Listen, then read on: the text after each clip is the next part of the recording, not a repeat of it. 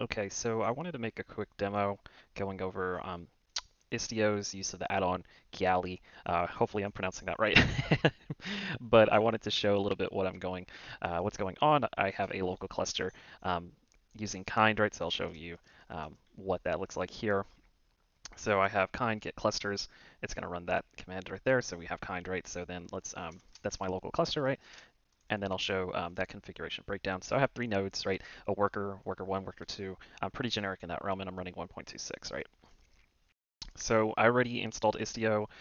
If you haven't done that and you want to follow along, you'll install Istio. So if you run Istio control, right, this will show, obviously I have the executable on my local machine, but I had to do a couple validations as far as what that looks like, right? So if I do Istio control analyze, this will give me some output. No, okay. Then I can do specific namespaces if I want to analyze for that specific namespace as you see there, right? So we're looking pretty good. Um, a little breakdown of what our pods are going on across our namespace, right? So just to show you what that breaks down to, right? So kind will provision a kube proxy or kube API server. We'll see kindnet and a couple other things here. But now let's see what we have going on throughout our cluster, right? So let's do a kubectl. Let's just do all.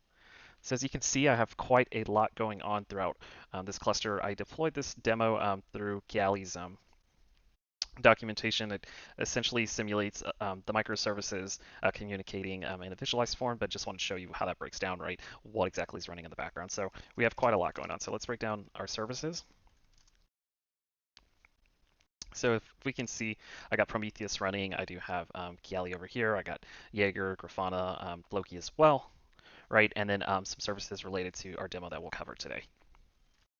So just wanted to break that down real quickly. In this other tab here, I have my local connections I've been testing over here that I'm serving on a local host. That's why you see 2 of those specifically. Now switching gears, let's kind of see what is going on in Kiali and as far as what those resources look like. So let me change screen here. Okay. So as we see here, we're effectively in the dashboard that's being locally served, right, on our local workstation. So you see up here, right? So if I go to overview, we have this nice little logo here. This will show you our configuration. So you have this filter here, MTLS namespace label, and then health.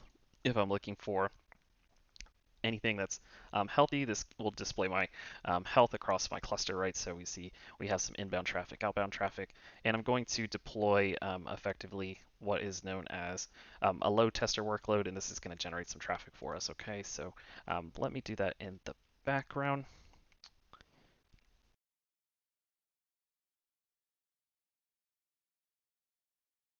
Okay, so and I'll show what that command is as well. Let me open up that screen to you. So effectively, we're going to run this command here, and this is going to simulate a workload. This is what the load tester is, right? And now we'll go right back and we'll see kind of what that breaks down to as far as what those graphs are, along with our services visualized. So as we can see, when I hit this graph button here, and mind you, this is going to be loading pretty quickly. Got a lot going on. Okay, so let's break down this. It has this legend here where you can display and filter basically on a number of things, right? So you can look at if something's missing sidecars. I'm going to get rid of that. Let's show what's going on as far as security is concerned, right? We can look at that. And let's look at our traffic distribution as well, and then perhaps our response time as well, right? When we're thinking about our service level indicators, our SLAs, things of that nature, right? This is going to show quite a lot of telemetry across our cluster. So as you can see here, it even breaks down the edges. It's pretty interactive as far as helping you, A, to understand a little bit further what's going on with your services, but B, break down how that looks from a distribution standpoint as well, right? So as this loads in the background here, so we got a lot going on here. So let me make this a little bit, and if you can see, you can drag and drop. So we have a MySQL database over here. We have our travels version 2, version 3, and version 1, and then we can see how that's distributed, right, from our load tester specifically. So we got quite a lot of traffic going throughout here, but if we can see here, let's just say we wanted to look at how that breaks down. MTLS is enabled, right? This is one of those really areas you want to obviously make sure that this is enabled if you're running PCI, DSS data, right, things of that nature. We do have the MTLS enabled on this one specifically. We can see our principals in our cluster, right? How that breaks down here, and then the service account associated with that. We can also look at our flags, so we can see specifically what's breaking down as far as what's that response time, if there's any error code, how's that distribution, and then we can look at our host, right? What's the host specifically? So quite a lot of data that you can get from here. Mind you, this traffic area up here is very interactive as well. I can look at from what's sent, what's requested, if I want to change anything. Now, remember, these are the different protocols. So gRPC edges, we have our HTTP requests, and then our TCP request as well. We can even go a step further if we're looking at, well, let's look at our service graph, right? So effectively, this is going to show the distribution from our services particular, right? So we have 3 services going on throughout here. Well, actually, we have some more going on than those.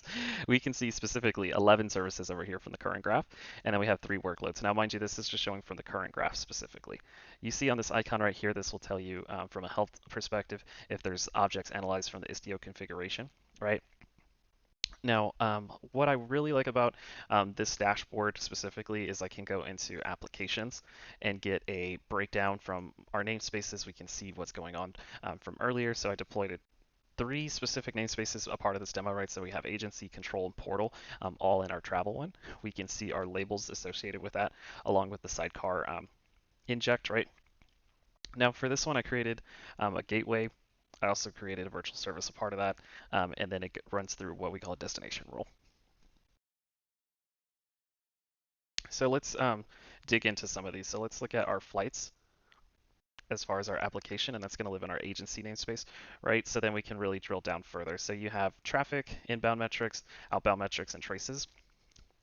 This will visualize effectively what that looks like, and that's what makes this really, really powerful from the observability standpoint. So we can go a step further, right? You can drag and drop this, as you can see. I can go right here as far as more options. If it, well, okay, it looks like, well, give me a second there. Okay, I guess that one doesn't want to work on that one. Well, let's click around. Let's take a look at this. So we can go to traffic. We have no inbound, no outbound. We can look at our metrics. Now, again, I'm pretty sure this is loading as well, so I'm just being a little peculiar on how I'm clicking this, and I'll refresh this. Now, again, this is in a demo specifically. So if I was a authenticated user up here, or you see anonymous, I would be a different user as far as that is concerned for my user authorization. If I'm looking at traces, I can get some more granular detail on what the trace is, what's that average time. As you can see in the background, right, it's could not fetch metrics as far as what that looks like. So some other stuff, that's why it's loading. It's taking a little bit.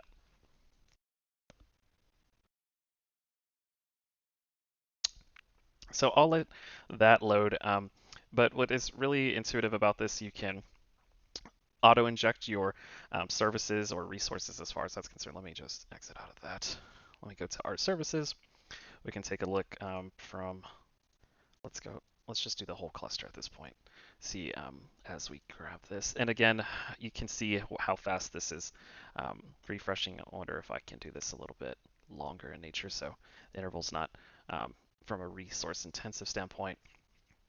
Okay, so now we can see our services are populated. So we see our egress gateway, our ingress gateway, along with the annotations associated, and then the NS for namespaces, right? So if we're trying to quickly find a service associated with that namespace, this is where this area will live at, right? And you can see if things are going good, things are going bad, right? When we're thinking about quickly identifying, hey, is my application going right? Now this other area you see here, let me minimize that. Okay, let that catch up over there. This will show healthy. Anything with the question mark, there's no health information associated with it, right? Now that can be for a number of things specifically. So don't fret at first, right? There's a lot of configuration stuff in the background that is related to what you're seeing going on here that I had to do prior to starting this video. When I go into overview specifically, you can see these options throughout the namespaces associated with your cluster.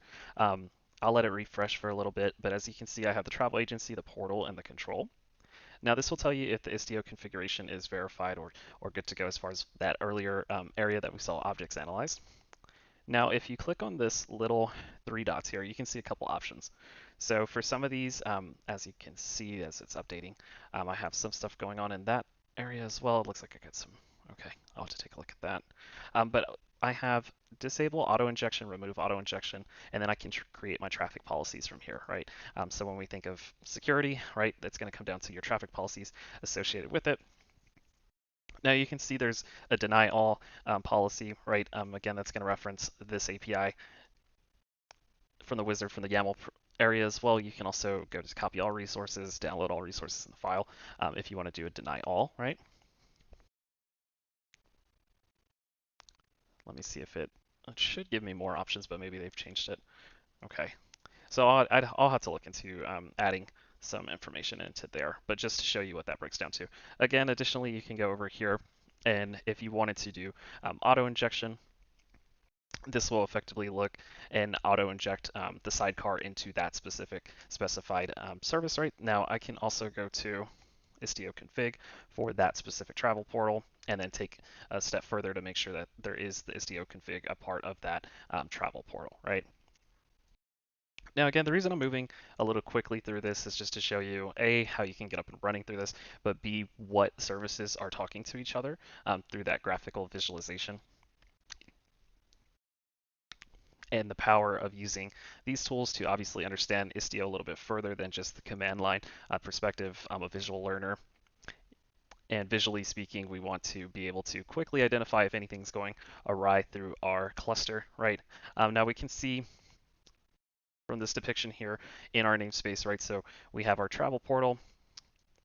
We have 4 services associated in that travel portal namespace, right? 3 workloads specifically. That will be the travels, Viagi, and our load tester up there.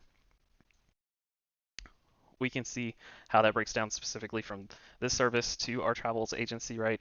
We can look at any flags associated with that similarly, and then ensure our health is good to go moving forward. Now, this is again one tool. You can also have Grafana integrated in this area as well, but just to show you quickly what that is and how to use it.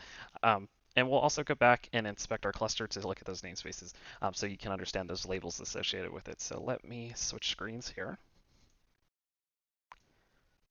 Okay, so now we're back into that our terminal, right? And then from the terminal perspective, let's take a look here. Kubectl, get namespaces. Let's do all, so you can show everything going on in our cluster. We'll wait on that command to return. So as we see, we have our Istio system, right, highlighted here.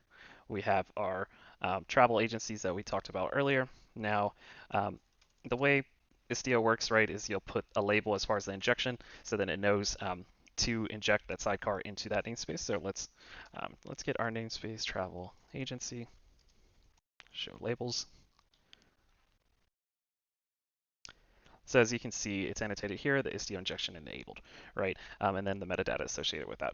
So if we obviously click or check, if you will, our kube system get namespaces, let's do kube public.